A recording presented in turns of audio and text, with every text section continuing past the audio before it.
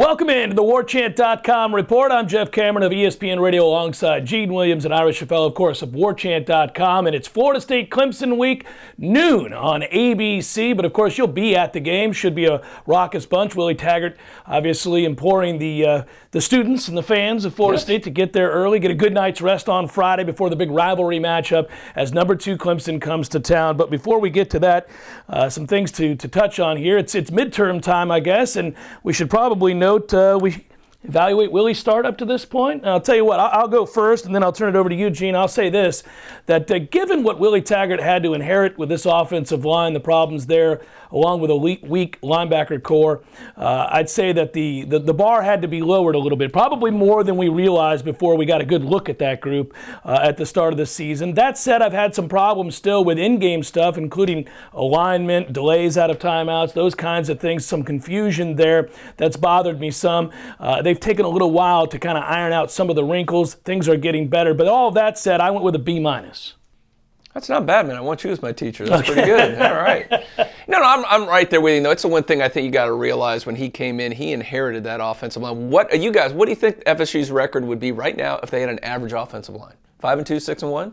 Yeah, well, easally if you think about it, they had the Miami game won anyhow, and throw in an extra win. 6-1 easily, probably. So from that perspective, you have to factor that in. But I'm with you, Jeff. But I will say the one thing I have seen some steady improvements. Look, every week the penalties are trending down, the misalignments are trending down. They're getting there. I've liked some of the adjustments. They've done a better job with that. They looked completely lost a month ago, so the curve is improving.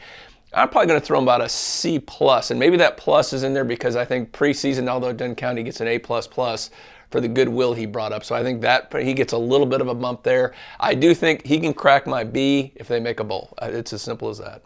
It's a minor miracle if they make a bowl, given what's on the docket from a schedule standpoint, but we have time for that. Your thoughts on Willie's first 6? Yeah, I think there's a chance. They're playing better. These last 2 or 3 games, they've been playing better. They've won 3 out of the last 4. Obviously, coming back to win the game at Louisville showed a lot.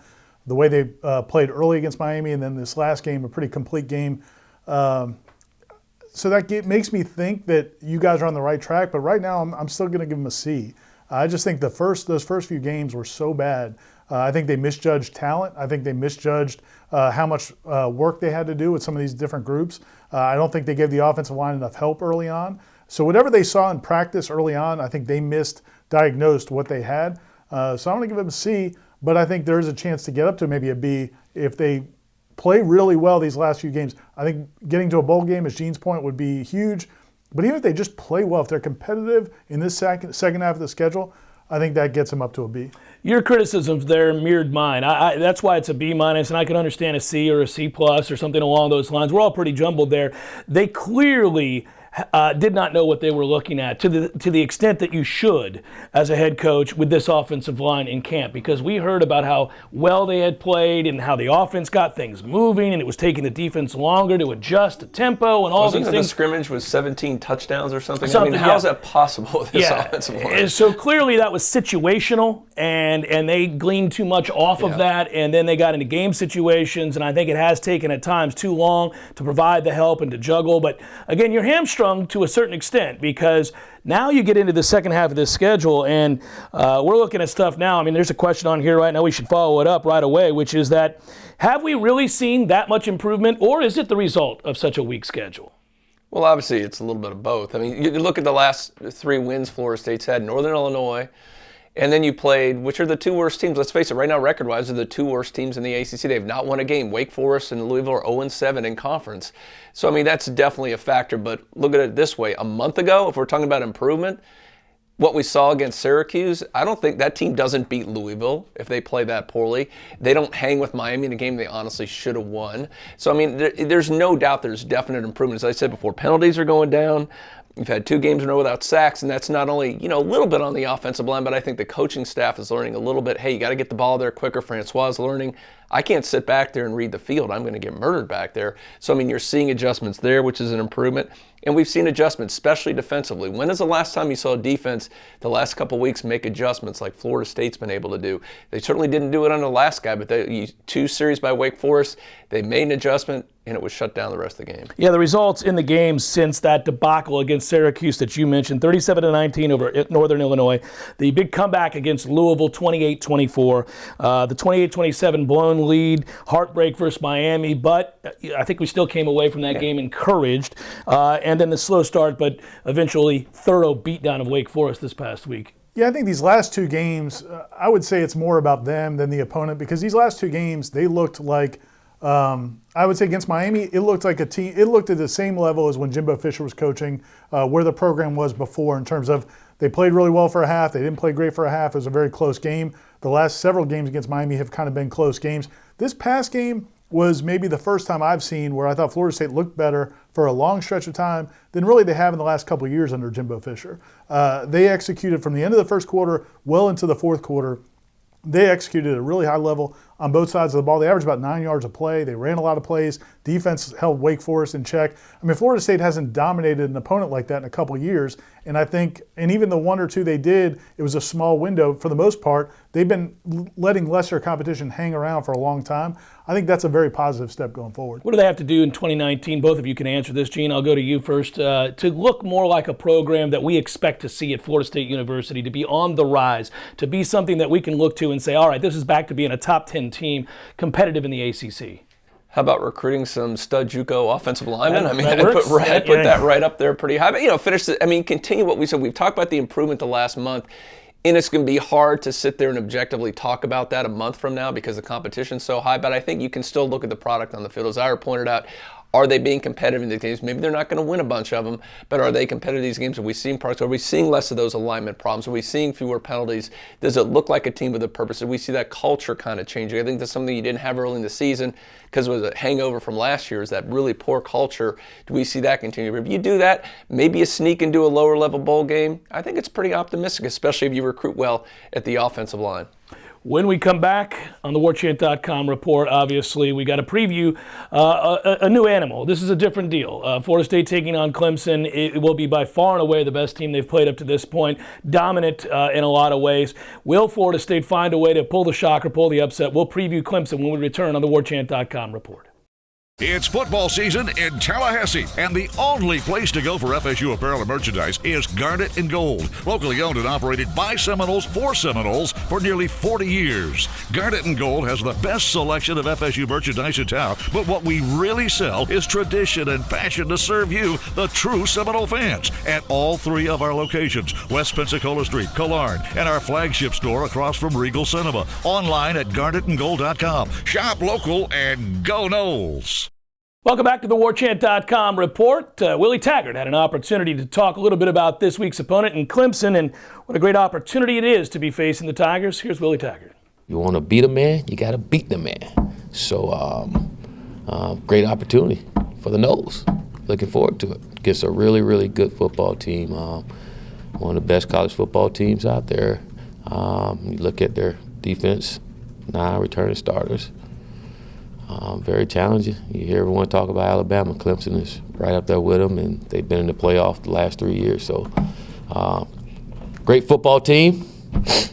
Coming to Doak Campbell, and we're looking forward to it. Willie Taggart talking about the Clemson Tigers and the opportunity at hand here for Florida State. And Ira, if they're going to get it done, they're going to be dealing with an offense that is top 10 if you look at traditional stats. You can look at the advanced metrics. Really, they're balanced. They do a lot of things extremely well. Top 10 rushing offense. Your thoughts on how good Etienne is, as we've seen him, and this Clemson offense? Well, he's special. I mean, he's really a special back and can do a lot of different things and has a game-breaking ability and also runs for tough yards. I mean, he's as good a back as Florida State's probably going to see all year. The thing about, Florida State's defense is, though, they have done such a good job against the run, not just making plays at the line of scrimmage, but they haven't given up a lot of big runs. They've done it. The linebackers haven't always hit the right gap, but this defense has done a good job of flowing to the ball, getting 11 to the ball. The DBs have done a nice job of helping in tackles. Hamza Nasruddin, Stanford Samuels, those guys have done a good job of coming up to help out as well. I think Florida State's run defense, can hang with Clemson's rushing offense. I mean, I think that's, if you look at the matchups, there's a lot of these matchups that are not going to be in Florida State's favor, but I do think Florida State's rushing defense is going to hold their own. I think that this rushing defense is real. Even though they haven't gone up against great competition, I think we saw it against Miami. they can stop the run. Well, you want to try to put it on Trevor Lawrence's shoulders. You got to be careful what you wish for, because I think he's going to be a really good player in this league for a few years. And I watched him just pick apart NC State's defense, especially in man. And I'm going to defer to you and talk to you a little bit about Trevor Lawrence. But I do think that's the game plan, is shut down the run and force a freshman to come into Doe Campbell Stadium, try to maybe put a game pressure on him in the second half and have to win the game. Yeah, this is for all intents and purposes his first legitimate road start. He started at Wake, but come on, I know that's a daunting place to go to. But so it's his first real start on the road, so maybe you're getting him in the right time. Now, this you got to remember, this was the #1 quarterback in the country in the last recruiting cycle. This will be his 5th career start at Florida State, and he's everything as good as advertised. Sometimes those recruiting guys get it wrong. Everything we've seen, they got it right. He's 6'5", he's got a rocket arm, he gets it out of there quick, he's accurate. But Willie Taggart talked about it in his Monday press conference. He said, we have to get pressure on this guy. There's absolutely no two ways about it. As Ira said, your hope is to shut down the running game, or at least limit it a little bit, put a little bit more pressure on the freshman quarterback in a situation where maybe he hasn't seen athletes like this. Maybe put a lot more pressure on him, force him into some mistakes. And I think the hope has to be for FSU is you get to that second half, you get late in the third, you get in the fourth, and it's still a game. And suddenly this freshman quarterback's like, oh my goodness, I better start making some plays. He's got Brian Burns in his face. Maybe things melt down for him. I know a lot of things have to happen, but there is a scenario. If you can get pressure on Trevor Lawrence consistently, maybe he makes some mistakes. Then there's the other side of the football, and it's going to be tough sledding for Florida State. It usually is, given this offensive line and the woes that they have week in, week out. Now you're going against arguably the best defensive line in the country. You look at almost every defensive metric. This is about the lone team in the country that matches up with Alabama's offense. If we project ahead to a Clemson-Alabama rematch, which is what I think we're going to get. Florida State going against this defensive line. This is a matchup that I don't know. I'm supposed to ask you for hope or something. What are you going to say about what they do to offset this matchup? Well, I can tell you what Florida State's players and coaches are saying. Okay, thank you. And what they're hanging their hat on is, look, it sounds good. Basically what they're saying is, we go up against a great defensive line every day in practice. And so that's how they're preparing. They're not going to do anything special. They know what they face every day in practice in Marvin Wilson and Brian Burns. And that's legitimate. They do have a very good defensive line. It may not be quite is deep in the frontline talent, but there's a lot of really talented depth overall. You can say that, but the problem is it's not like they're manhandling that defensive line in practice. I was going to say, that's just because you go against them. If you don't have any wins against them, it doesn't mean much. Yeah, we get to see those knoll drills at the beginning of practice, and usually the defensive linemen do pretty well in those drills. I would say this. I think the idea of just trying to bang your head against the wall, and I think that's something that's been a conversation all year, that people get frustrated when they run the ball into these defensive fronts and don't have any success. As much as people hate it, I think they have to keep doing it, because I just think the idea of dropping DeAndre Francois back 50 or 60 times against that defense is just going to be a nightmare. So I think they have to stick with it. I don't expect they're going to have a ton of success, but I think they do have to stick with it and just try to avoid the big losses on offense. You agree with Ira, or do you put your arm around DeAndre Francois and say, young man, we're going to give you the flap jacket, we're going to try to do the best we can, but you're throwing it 50 times because we know damn well we cannot run the ball against Clemson's defensive line? Yeah, I usually agree with 5-star over there. I don't know about this one. I think you got to run a couple times to keep them honest. But what's the point of running on first down and second down, considering we're going to be 2nd and 12, 3rd and 15? I don't see that. You do have to keep them honest to some extent. But if you're going to win this game, you absolutely need to throw the ball. You have to hope Francois is hot.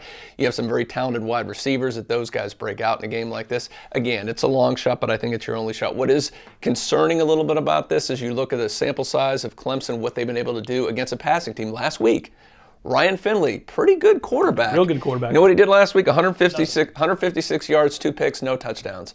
That is very concerning for a team that's going to have to throw the ball that has no running game. So, I think you have to try it.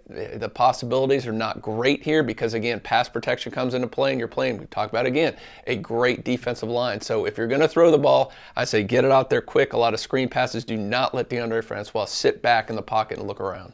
Last week, Janarius Robinson had that very successful GoFundMe to rebuild his house. I think Gene's going to have to start one for DeAndre Francois' medical expenses with his game plan.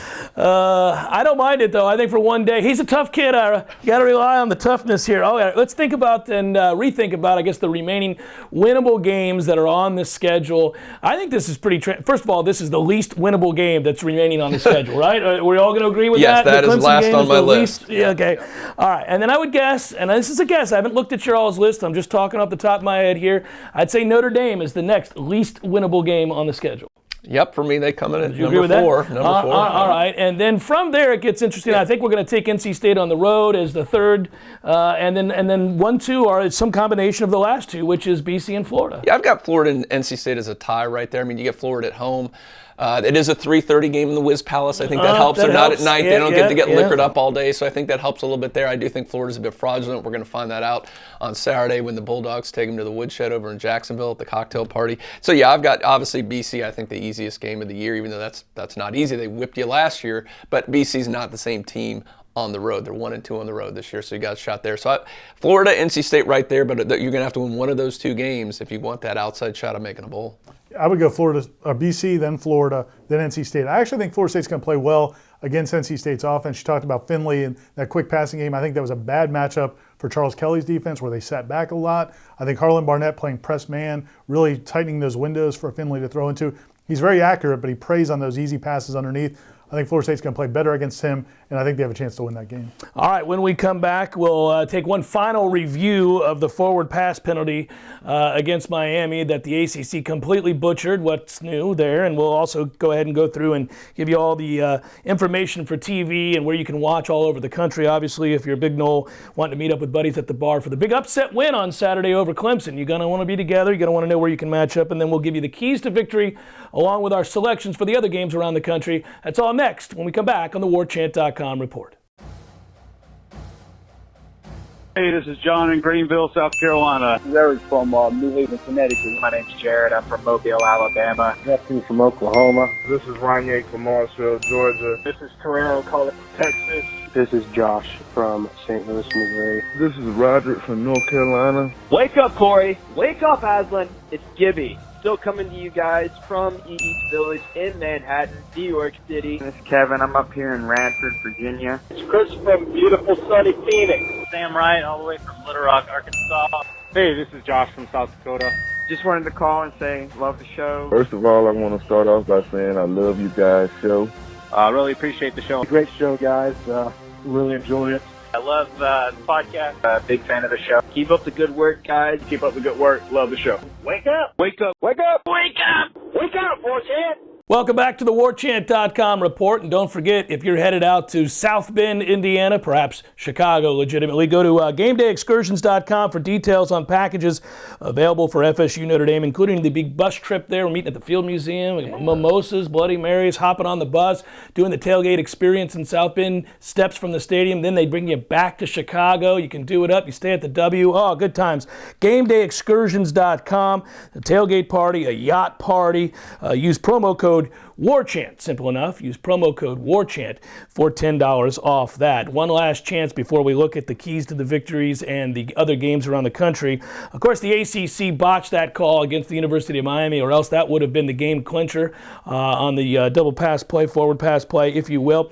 Clemson is the ACC's darling right now, as they should be, the top team in the conference with the best opportunity to perhaps carry the flag. If Florida State is hanging around in this game against Clemson, is there a mysterious call, another sort of call like we saw in that Miami game, or like the one against us against Clemson a couple years ago, that goes against it? And what has Florida State got to do to get the ACC officials on their side for once? Well, we saw Jimbo Fisher rant and rave, and it didn't do any good. If anything, it seemed to hurt the more you speak out again. I don't know if there's a whole lot you can do. And I'm not really into there's a conspiracy going on, but I'll tell you, it looks bad when it's a situation like that, when Dalvin Cook has a run about to put the game away, and then this mysterious flag for bad call. It looks bad against Miami when the game's put away, and then there's a bad call in a game like that. It's frustrating. I guess the thing, looking bigger picture, officiating, Pac-12's having major issues out there with officiating as well. I think we've come to the point where the Power 5 conferences need to get together. Let's create an officiating crews that go all around a split that don't have conference affiliation. So why put an officiating crew out there that has a conference affiliation when there is a bias or the potential for a conflict there? What's best for the ACC may not be the best call all the time, and we're seeing that happen, so it creates the appearance of impropriety when usually it's just pure incompetence. But either way, if you get officials that are not affiliated with anyone, I think it solves a big problem there. Pure incompetence is a problem as well. That's just, it's funny to settle back on that. It beats the heck out of a conspiracy theory, but when you say, well, that's just because they're not very good at what they do, yet again. Well, the problem is perception. Even if there is not a conspiracy, the perceptions are there. I mean, I think I posted something on the message boards yesterday. Oh, my 3-2-1 piece, and I talked about I think Florida State might have a legitimate chance against Clemson. It's going to be closer than I think some people think. And people were saying, well, it doesn't matter. The refs won't allow it. And there's a perception out there that that's going to happen. And the problem is, and there's a lot of problems, but one of them is this replay. They've gone to this collaborative replay where the replays are done not even in the stadium. It goes back to the home office in Greensboro, where you have basically you just have this perception of a room, a dark room. That's sinister. With Somebody like twirling smoke. their mustache. Yeah, Who does this help? Swaffer's back there drinking his red wine. Yeah. And then that played out in that Pac-12 game where you have somebody calling in that's not even there, somebody high up in the Pac-12 to make that decision. There needs to be more transparency, and I think Gene's on to the right point. And Mike Leach, Washington State's coach, he apparently sent a nasty email to the Pac-12 complaining, saying, you guys are afraid of USC, you guys are bowing down to these other schools. It's a problem, and it's a perception problem. Whether or not there's a conspiracy, no one knows, but there's a perception. There needs to be more transparency. There needs to be some, and I think Gene's right. I mean, I think the idea of a consolidated officiating, there's so much money in this sport now, they need to clean this up.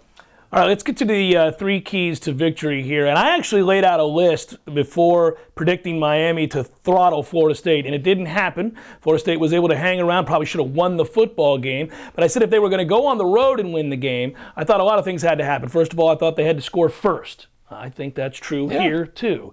I thought they had to get a big special teams play in that game, and they did get a big special teams play. And I thought they had to create a short field off of a turnover and get something going in that way, take the crowd out of it. And all 3 of those things happened, and Florida State narrowly pulled off the upset. It would have been something, right? I think, without question, you got to get out in front, can't play from behind here. I also think you're going to need a big play on special teams, and I think you got to try to create turnovers. Brian Burns did a good job, having a great year. I know I questioned his ability early in the season, but he has proven me wrong and played well.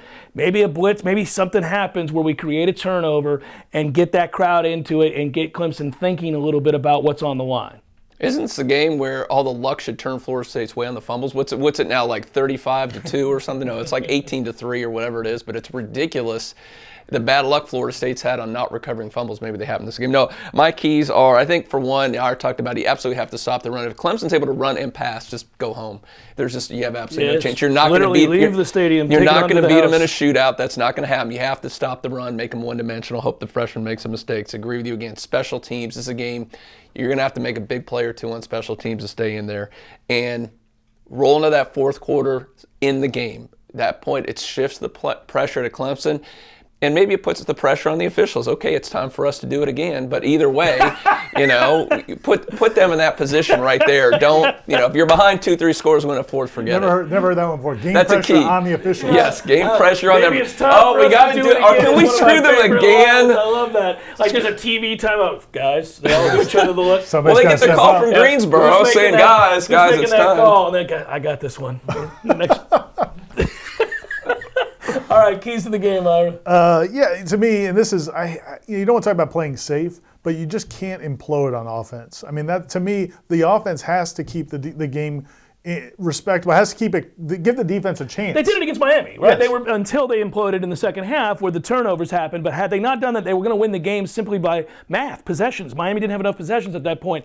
Prior to all of that, they were safe, they were smart, they converted enough on 3rd down. Yeah, that's what I think they have to do. I just think you cannot turn the ball over against that defense. You cannot give that offense short fields. The other thing is you got to hit the quarterback. I mean, Trevor Lawrence is a dynamic passer. I mean, he is as good as just with the ball in his head, throwing. I mean, it is perfect. He's good. I mean, he's really impressive. Really good, As a freshman, it's crazy. But nobody likes to get hit. And this defense can bring pressure from a lot of different ways. Harlan Barnett dials up a lot of blitzes. Brian Burns is playing at a very good level. Marvin Wilson, I think, has a chance to have a really big game in this game. Those guys have got to hit that quarterback and really affect him. They don't have a plan B anymore. With Kelly Bryant gone, it's all on Trevor Lawrence. And the last thing is Gene touched on special teams. I really think the special teams has gotten a lot better. It's still not great, but it's far better than it was earlier this year. DJ Matthews has shown the potential to be a game changer. I think they need to make a couple plays in special teams to also give them a chance. All right, so moving forward, let's look at some of the other games around the country and give the picks out. Washington State, fresh off a big win there as they had hosted game day in Pullman for the first time ever. Now they go on the road against Stanford. It's a chance to see if they can stand success, and I actually think they do. I'll take the 3.5 on the road against Stanford. Trees. Okay. I actually am going to go against my normal pattern of fading Mike Leach. I'm with you, Really? but that probably means they're going to lose this time. But I think, they got something special going on there. That quarterback is really impressive. Well, and I can That see him team- losing 24-21, 31-28 or something like that. That's why I'm taking the 3.5. Little hook there, yeah. Yeah, take the hook. It's a good game. USF's at Houston. I had Navy last week on the road at Houston, and they missed it by a point because I like their ability to move the football. I like USF's ability to move the football. I'll take USF plus 7.5. Yeah, I'm actually surprised they're getting that many points. I like USF as well. I'm with you. People don't want to believe in USF. They're pretty darn good. So, yeah, I'm absolutely, that line's too big. All right, Texas A&M is at Mississippi State. This is an interesting football game. Mississippi State plays good defense. They struggle to move the football.